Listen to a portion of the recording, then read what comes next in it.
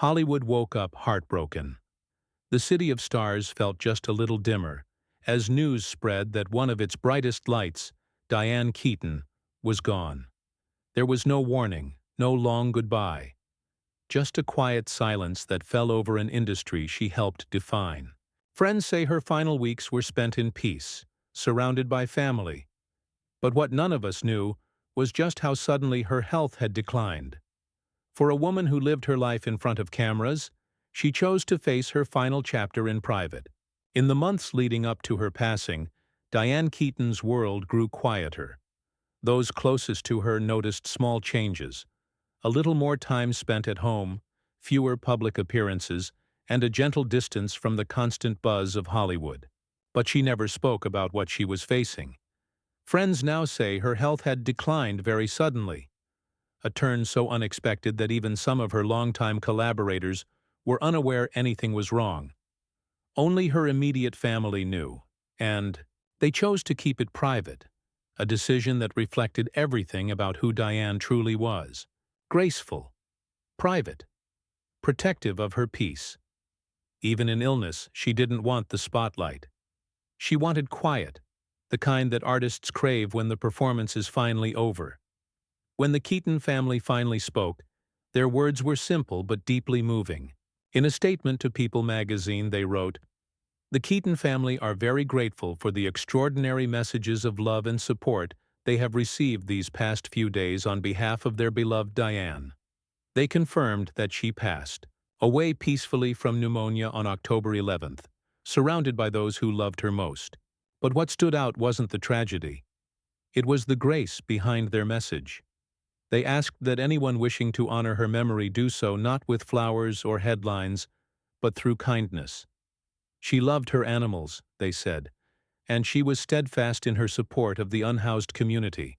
To them, the greatest tribute wasn't applause. It was compassion. A donation to a local food bank. A helping hand to a shelter. That's the Diane Keaton they wanted the world to remember. A woman whose legacy went far beyond the screen. The moment the news broke, the world seemed to pause. Within hours, social media became a sea of tributes.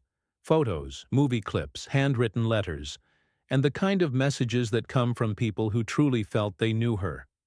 Co-stars from every era spoke with emotion that felt raw and unfiltered. Al Pacino called her the soul of authenticity. Steve Martin shared that working with her felt like watching sunlight come alive. Nancy Meyers, who directed Something's Gotta Give, wrote, "She made every frame honest, and every silence unforgettable." Fans flooded comment sections with memories of how Diane's laughter, her voice, her presence had shaped entire generations of moviegoers. And beyond the internet, the tributes kept growing. AMC Theaters announced they would re-release Annie Hall and Something's Gotta Give for 1 week, giving audiences a chance to experience her brilliance once more on the big screen. It wasn't just nostalgia, it was reverence. A collective thank you to the woman who turned awkwardness into charm, confidence into comedy, and heartbreak into art. For more than 5 decades, Diane Keaton didn't just act. She transformed the way women were seen on screen.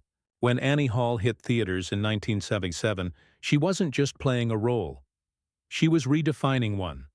The mismatched vests, the nervous laughter, the honesty that felt almost too real.